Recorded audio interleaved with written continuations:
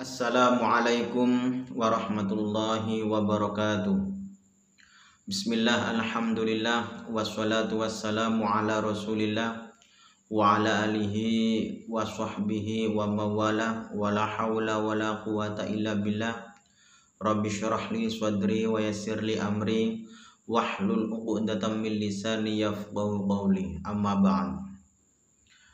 Anak-anakku sekalian, siswa-siswi SMKN 1 Grati, terutama kepada kelas 11 atau kelas 2 SMKN 1 Grati yang berbahagia.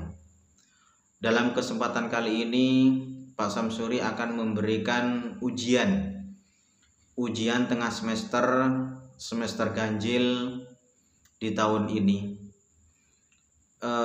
bahwa untuk ujian semester kelas 2 atau kelas 11 pelajaran pendidikan agama Islam itu Pak Samsuri dengan membuat konten video, yang mana video ini nanti harus kalian jawab di dalam kertas atau di lembaran. Kemudian lembarannya tersebut ini wajib dimasukkan di Microsoft Teams. Jadi Pak Samsuri nanti akan membacakan soal-soal UTS ujian tengah semester di konten video ini. Kemudian setelah itu kalian jawab satu persatu di lembaran kertas. Kemudian kertasnya ini nanti kalian masukkan di MT, Microsoft Teams. Dan jangan lupa di kertasnya atau di lembarannya diberi nama lengkap, nomor absen, dan jurusan. Bismillahirrahmanirrahim. Soal UTS semester ganjil ada 3 tema, ada 3 judul yang Pak Samsuri unggah di ujian semester ganjil ini, ujian tengah semester ganjil ini. Yang pertama itu adalah membangun bangsa. Temanya membangun bangsa melalui perilaku taat, kompetisi dalam kebaikan, dan etos kerja. Itu adalah tema pertama. Membangun bangsa melalui perilaku taat, kompetisi dalam kebaikan, dan etos kerja. Kemudian tema yang kedua yang Pak Samsuri angkat itu adalah tentang iman kepada Allah. Tema yang ketiga itu adalah merawat jenazah atau tajhizul mayit, tajhizul jenazah. Anak-anakku sekalian, coba perhatikan soal yang pertama, yaitu temanya membangun bangsa melalui perilaku taat, kompetisi dalam kebaikan, dan etos kerja. Pertanyaannya, 1. Bagaimana menurut Anda pengertian membangun bangsa dengan perilaku taat? Menurut Anda bagaimana pengertian membangun bangsa itu dengan perilaku taat kepada aturan, kepada bangsa dan negara? Itu yang kalian, menurut Anda itu bagaimana pengertian tersebut? Kemudian yang kedua, nomor 2, contohkan apa perilaku taat untuk membangun bangsa tersebut. Contohnya apa? Membangun bangsa untuk perilaku taat dalam membangun bangsa ini. Apa contohnya? Nomor 3, ini adalah contohkan perilaku yang merusak bangsa. Jadi setelah yang pertama tadi itu adalah mencontohkan perilaku taat, kemudian untuk membangun bangsa, kemudian yang kedua itu adalah contohkan perilaku yang merusak bangsa. Kemudian yang keempat itu adalah yang dimaksud kompetisi dalam kebaikan adalah, kompetisi dalam kebaikan itu bagaimana menurut Anda? Contohkan. Nah, setelah definisinya, kompetisi dalam kebaikan, kemudian contohkan.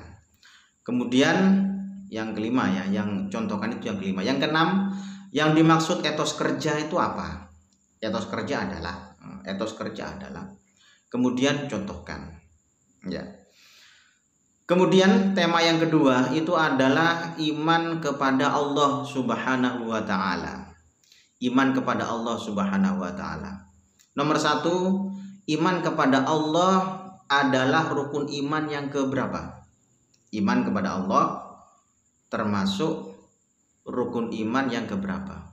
Mana dalil? Yang nomor 2, mana dalil Qur'annya? Mana dalil Qur'annya bahwa harus iman kepada Allah tersebut? Ini mana dalil Qur'annya? Kemudian nomor 3, apa bukti bahwa kalian iman kepada Allah? Buktinya kalian itu apa kalau kalian itu iman kepada Allah? Kalian masing-masing siswa itu apa bukti kalian bahwa kalian itu iman kepada Allah? Kemudian yang tema 3 ya. Tema ketiga yaitu tentang merawat jenazah atau tajhizul mayit atau tajhizul janazah. Merawat jenazah, merawat mayit. Yang pertama, artinya merawat jenazah adalah, yang dimaksud dengan merawat jenazah itu apa? Yang pertama. Yang kedua, apa hukumnya merawat jenazah? Apa hukumnya merawat jenazah? Kemudian yang ketiga, bagaimana cara memandikan jenazah? Jadi caranya memandikan jenazah itu bagaimana? Kemudian yang keempat, siapa saja yang berhak memandikan jenazah? Jadi dalam memandikan jenazah itu siapa saja yang berhak untuk memandikan jenazah itu? Kalian harus jawab. Bagaimana cara mengkafani jenazah? 1 jika laki-laki, 2 jika perempuan. Jadi yang nomor 5, bagaimana cara mengkafani jenazah? Jika laki-laki bagaimana, jika perempuan bagaimana? Kemudian yang nomor 6, bagaimana cara mengsolati jenazah? Mengsolati jenazah mulai dari niat sampai dengan salam. Assalamualaikum warahmatullahi wabarakatuh, sampai itu. Jadi mulai dari usolli sampai pada assalamualaikum warahmatullahi wabarakatuh. Itu bagaimana cara untuk mengsolati. 1, apabila mayit itu hadir laki-laki. Kedua, apabila mayit itu hadir perempuan. Hadir itu berarti ada di depan, bukan ghaib maksudnya hadir.